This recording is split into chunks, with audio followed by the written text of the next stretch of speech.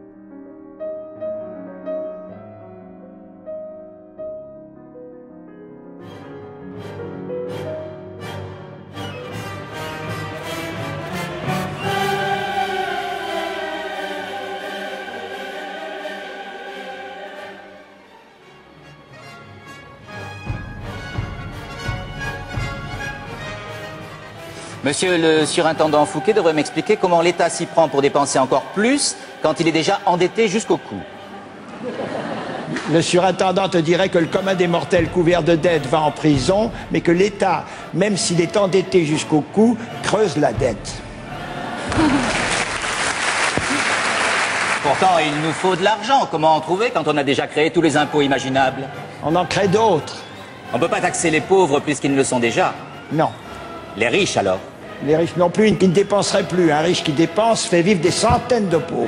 Alors comment fait-on? Ah, Colbert, tu raisonnes comme un fromage. Il y a quantité de gens qui ne sont ni pauvres ni riches. Des Français qui travaillent en redoutant d'être pauvres et en rêvant d'être riches. C'est cela que nous allons taxer.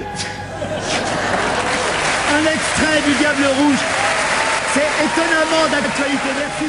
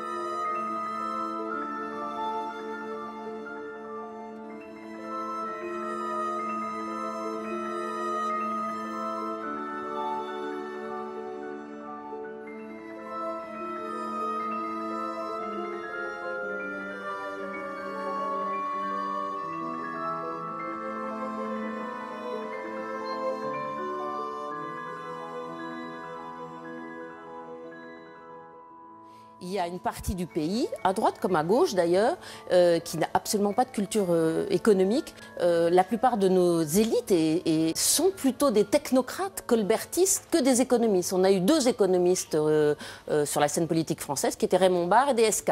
Les autres, c'est des cours des comptes, des inspecteurs des finances, mais ce ne sont pas des économistes. C'est-à-dire des gens qui apprennent le fonctionnement de telle ou telle méthode pour faire un budget, gérer l'État. Mais ce n'est pas vraiment des gens qui réfléchissent à la matière économique.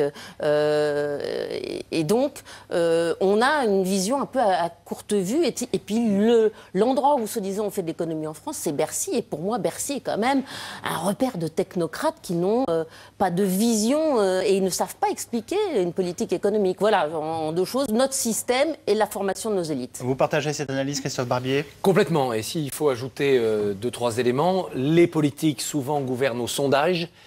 Souvent, les réformes ne doivent pas être populaires pour être efficaces. Si elles ne sont pas populaires, elles ne plaisent pas au sondage. Et donc, on se retrouve avec une contradiction. Et puis, il y a un problème de formation. Au-delà des économistes qui manquent dans les équipes gouvernementales, il y a aussi la culture d'entreprise qui manque.